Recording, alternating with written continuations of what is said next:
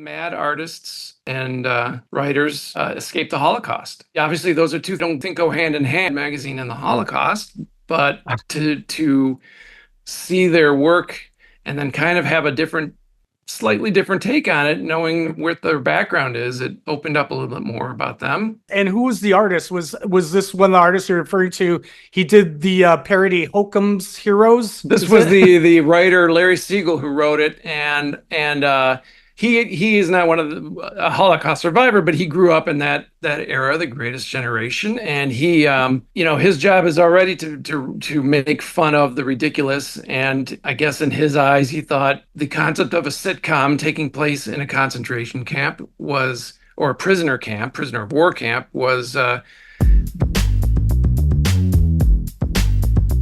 Hi, I'm Alan Bernstein. I am the director of When We Went Mad, the unauthorized story of Mad Magazine. Yes, that is the voice of Alan Bernstein, and you've tuned into another episode of Comedy History 101, where we school you in comedy. I am Harmon. Hello. Alan is our guest today, and not only are we going to do a deep dive into his documentary, When We Went Mad, but also the history of Mad Magazine. Now, hardened CH-101 listeners might remember that we previously did an episode on Mad Magazine with former writer and editor Joe Riola, who is also featured in Alan's documentary. So be sure to go back and listen to that episode as well. We'll consider that a companion piece to today's episode. But before we jump into the episode, you know what's coming. A few quick plugs. On Thursday, August 15th, 7 p.m. at Young Ethel's in Park Slope, I'll be presenting my show, That 80s Improv Challenge Special Public Access TV Edition. Come out and see 3 improv teams compete by creating scenes inspired by public access TV clips from the 1980s. Also, on September 1st, 8:30 at the People's Improv Theater, I'll be presenting my show, AI versus Human Roast Battle. Come out and see a human comedian take on a machine learning AI in a roast battle of tomorrow. And you can find out about all my tour dates at my website, harmonleon.com, or on the social medias at harmonleon. Also, take some time to like, subscribe, and comment on Comedy History 101. Do it on iTunes this time. Give us a few stars. Every little bit helps because we love bringing you great episodes like the one we're presenting for you today. And now, without further ado, applying the same mad satire to a concentration camp. And again, it's all about exposing the ridiculousness of television and the movies, etc. I'm trying to use the phone! You explain this in your document to give the listeners just a little timeline. Mad started in 1952. When did it really get its legs? Was it when the introduction of Alfred E. Newman, as stated in your documentary, originally Melvin Kosnowski. Was his character? Kosnowski. Yeah, I think that was his character. I think you're asking kind of a popularity question in a broad sense, starting with issue number 4, when they parodied Superman. That's when the audiences kicked in. That's when they got it. Originally, Mad was kind of making fun of its own other comic books. Mad was part of a family of other comic books, Tales from the Crypt, Weird Science, and they were kind of making fun of their own material. And it's when they opened it up and started making fun of pop culture in general, then it became really accessible to everyone, and it took off. Mad grew up at the exact same time that American culture was growing up, in a sense. And one of the quotes I heard, it's not in the movie, but I've heard from several people, when was Mad at its very best? Well, it's whenever you were 12. That's when Mad was at its best. And I think that's true. I think, my era of Mad is different from someone who's either older or younger than me and what their era they consider to be the best time of Mad. Yeah, absolutely. And our friend Joe Riola, he said, I've interviewed him in the past, and he said, Mad was like the only place you work at that if you matured, you'd be fired. What do you think in general was the ethos and work ethic of Mad Magazine? Well, it was twofold. I mean, not to pull away from the humor, but it was their job. They did make careers out of it. And so they did have deadlines. It was a professionally run business. Its goal was to stay in business. But however it got those issues out month after month, it was up to those people, those creatives, the editors and the artists and writers. And as long as they met their deadlines and as long as the powers that be signed off on it, Al Feldstein, the editor, and Bill Gaines, the publisher, then it was all hands on deck and as much fun as you wanted. And from the stories I've heard, it started from the top down. Bill Gaines, the publisher, this was his baby, and he set the tone for all of it. You got to meet your deadlines. And in terms of, I'm going to fill the water cooler with wine and see what happens. So, yeah. Joe mentioned that he was the cheapest man in publishing, but at the same time, he would have a magazine with no ads. Oh, no ads. Yeah. The great thing about Gaines, as far as what I've gathered, I met the man once, and it was, I was a true Mad fan at the time, and to meet him was a absolute thrill. But aside from that, he had his convictions about certain things, and that was that. And you were either going to adjust to those convictions or you were going to work elsewhere. I think the general consensus from everyone who stayed with Mad all those years was his quirks enhanced their work, enhanced the atmosphere. It didn't detract. And so, yeah, he was the cheapest man in the world. He would track people down for every phone call that left the office. If it was 51 cents or whatever it was, he would go find who did it and they would reimburse him. And at the same time, he would go and take the whole staff out to dinner, spend $200-300 a night on the best foods and the best wines. And that's how he rolled. You're stupid. Everybody's so stupid.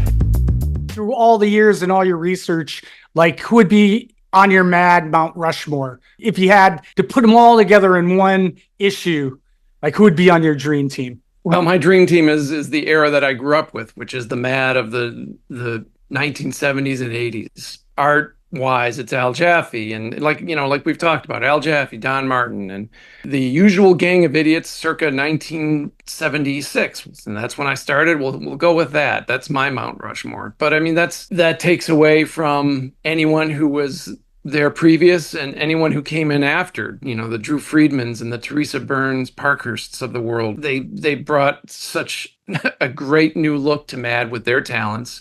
And Desmond Devlin with his writing, who came later on in the 80s. So my Mount Rushmore, I don't want to have one because I don't want to take away from anyone else, any other folks who were all part of the experience. That's what I think is really kind of amazing about Mad is the collective. It was a true collective of talent, and they all participated in making it what it was. And over time, as Mad became the icon that it became, there was a cachet to writing for Mad. Not monetarily, you weren't getting rich writing for Mad, but you knew you were writing not only for something that you grew up on, or creating art for something that you grew up on and were influenced by, but you got to be a part of that team now, that usual gang of idiots, and that's an inner circle that a lot of people wanted to get into and were not able to. And what were some of the alumni? What did they go on to do? I mean, I think you mentioned like Carol Burnett's show in the documentary. Like, who were some of the more prominent former staff members? Well, I mean, as far as in the writing department, you have Larry Siegel, Stan Hart, and Arnie Kogan. Those three especially made the move from New York, where they lived, out to Los Angeles, and found great success writing for television sitcoms, Mary Tyler Moore, the Carol Burnett Show. Some were Emmy winning in those departments. But the amazing thing is that as successful as they were in Los Angeles, they would always provide scripts for Mad. Send me what sitcom are we writing about today? Send it to me, and I'll work on a script for you. So even then, their success didn't make them too high and mighty to work for Mad. On the art side, Jack Davis is the one who really comes to mind in the sense that he not only had his Mad career, but he had such great success in advertising, and especially in movie posters of back in the day. He did the artwork for many, many movie posters.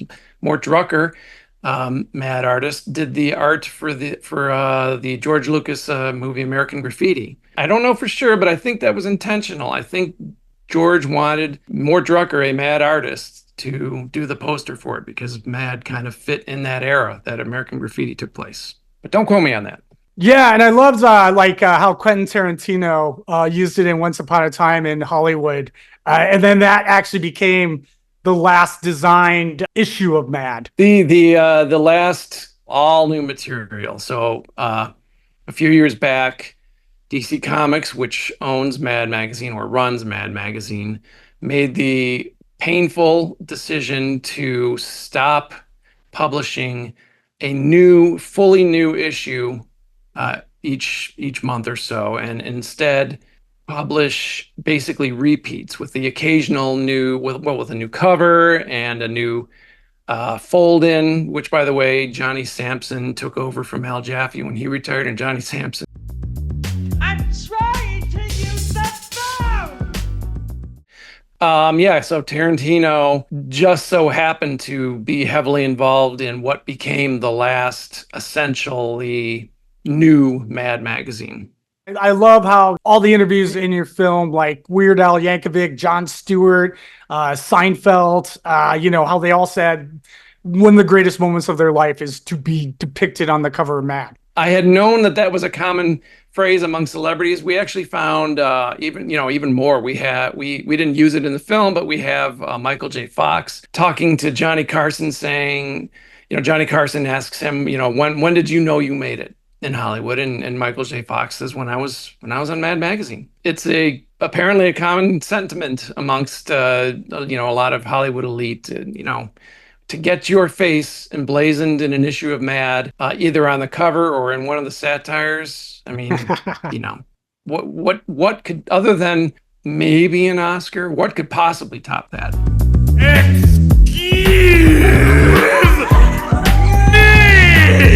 And it's so many controversies through the years. Or what was your favorite controversy? Like early on, what was my favorite controversy? Yeah, like J. Edgar Hoover. Like that. Out of all the controversies that Mad ever ruffled up, what was your favorite? Well, Joe told me the story of that didn't make your film of Muhammad in a pancake, which scarily ruffled some feathers in the wake of. I don't know if I know that one entirely. You'll have to relay that one. Mad's been ruffling feathers forever since it started. A current iteration of that, it's not necessarily current anymore, but The Simpsons, the outcry of that Bart Simpson and his horrible behavior towards people. Of course, never mind that he's a cartoon. Yeah, the degree of feather ruffling would be as minor as people saying Mad corrupts minds, to as much as people would hold book burnings back in the 50s. And in the 50s, this is not that long ago. 1950 sounds like a million years ago, but it really is not that long ago. Have you checked your Twitter feed? There's still people doing that. No, there you go. Apparently they went and looked back at some of their forefathers in the 1950s and thought, well, throwing Mads into the big fire pit surely worked, so we might as well do it with books today. That was an example of feather ruffling, ruffle potato chips. They also, the big one, the big historical one was ruffling the feathers of Irving Berlin, who was a very famous music composer. Mad was, if it was known for anything, it was known for doing musical parodies, writing their own lyrics to popular songs of the day. And they did that with a bunch of Irving Berlin songs, and he and a bunch of other music composers sued Mad. And the lawsuit, had they won, would essentially have put Mad out of business. And the court case got bumped essentially up to the Supreme Court. The Supreme Court turned it away, but in doing so, Mad won the case, and it saved not only their hide, but it also, in many respects, saved the concept of parody in a way. I mean, in the film, we talked to Weird Al Yankovic, and he credits Mad. You're stupid. Everybody's so stupid. If Mad had lost that court case. Yeah, and what I heard was the judge residing over the case also resided over the Rosenberg case. Oh, I did not know that. Okay. Yeah. What? Well, this is all per se Joe. Mad made writer, out better editor. than the Rosenberg case. Yeah. Exactly. So just a couple last few questions here. I loved like all the Mad kind of ripoff magazines through the years. What are a few that you remember? Like, I guess the most famous is Cracked with Sylvester. The famous one was Cracked. But there was like Hugh Hefner ones. Yeah. Nick Meglin, who was one of the Mad editors, he did explain that most of the material that would wind up in the competitors was stuff that Mad turned away. So if you were a comedy writer, and it all started with the writing, you would submit your idea to Mad, and either they would buy it or they would return it. And if you wanted to pursue that writing and you didn't want to, call it a day on that piece you wrote, you'd move on to the next in line, and that would be Cracked. That would be any of the others of the day. Wacko was one. Crazy was one. Marvel Comics put out Crazy for a while. Did they have their own Alfred E. Newman knockoff? Everyone had their own mascot.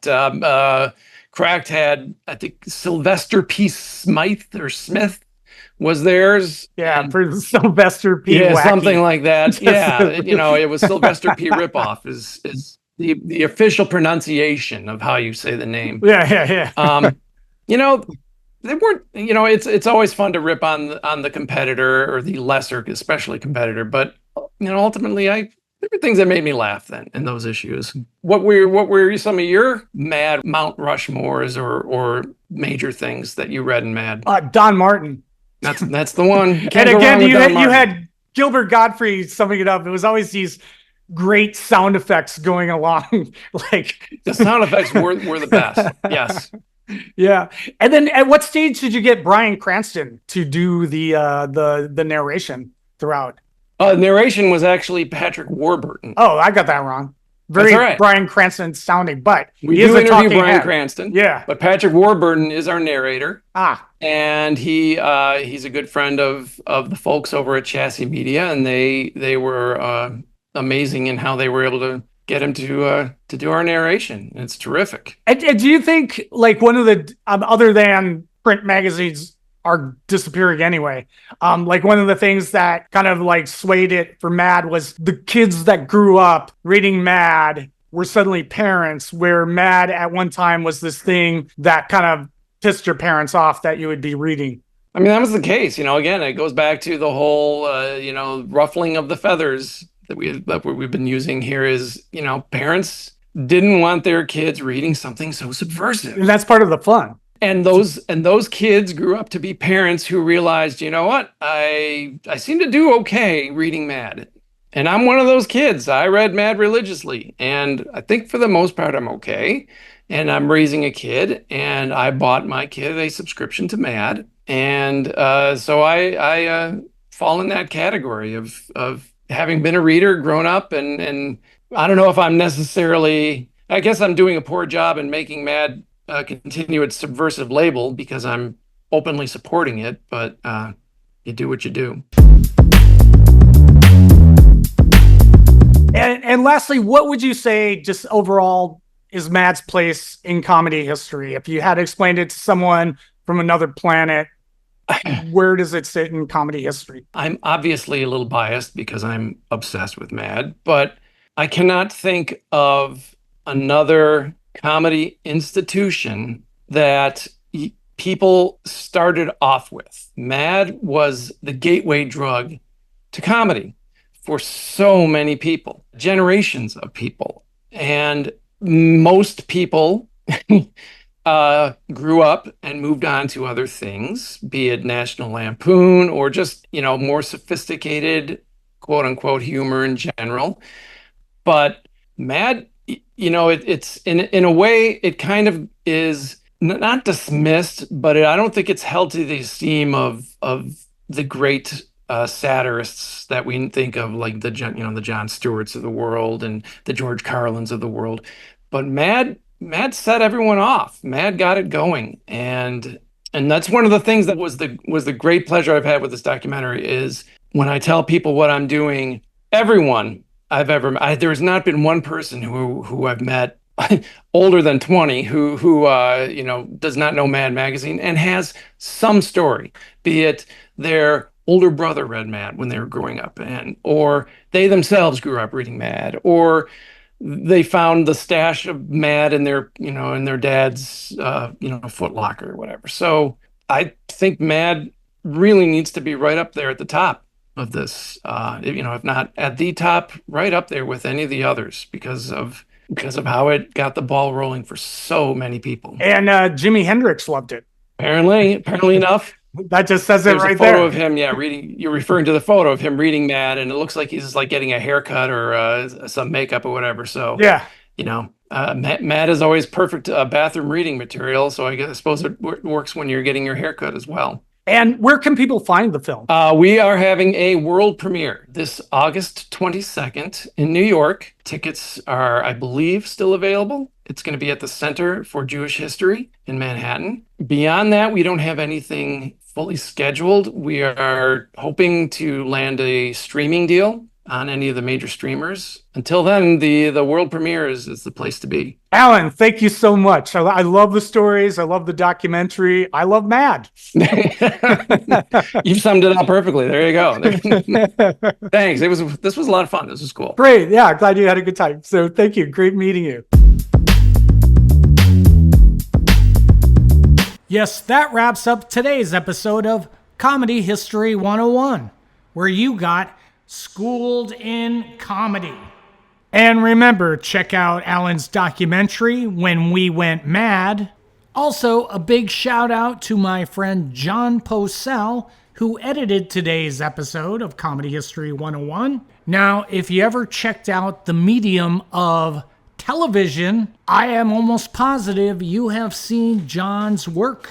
Go check out his IMDb page and see all the TV shows that you have loved over the years that he has edited. Also, remember a few quick plugs. Thursday, August 15th, 7 p.m., Young Ethel's That 80s Improv Challenge, Public Access TV edition. Also, on September 1st, 8:30 at the People's Improv Theater, AI versus Human Roast Battle. And you can find out all about my shows at harmonleon.com or on the social medias at harmonleon. Also, remember, okay, everyone, no fooling around now. Take some time to like, subscribe, and comment on Comedy History 101, wherever you get your podcasts, be it iTunes, be it not iTunes, or on our website, comedyhistory101.com. And until next time, bye-bye. You're stupid. Everybody so stupid. I'm trying to use the phone!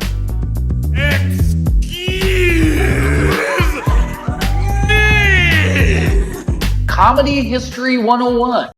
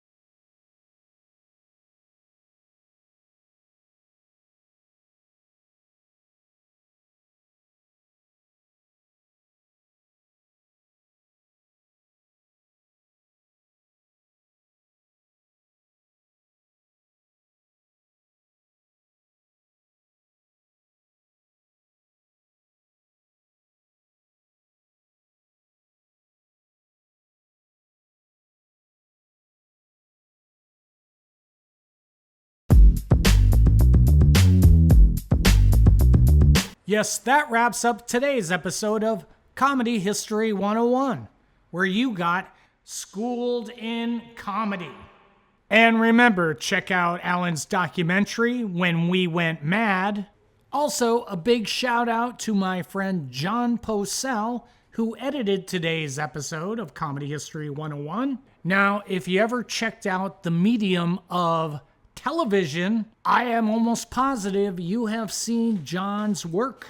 Go check out his IMDb page and see all the TV shows that you have loved over the years that he has edited. Also, remember a few quick plugs. Thursday, August 15th, 7 p.m., Young Ethel's That 80s Improv Challenge, Public Access TV edition. Also, on September 1st, 8:30 at the People's Improv Theater, AI versus Human Roast Battle. And you can find out all about my shows at harmonleon.com or on the social medias at harmonleon. Also, remember, okay, everyone, no fooling around now.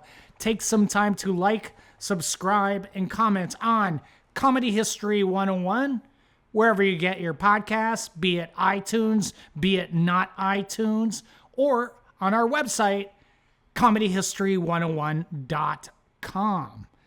And until next time, bye-bye. You're stupid. Everybody so stupid. I'm trying to use the phone!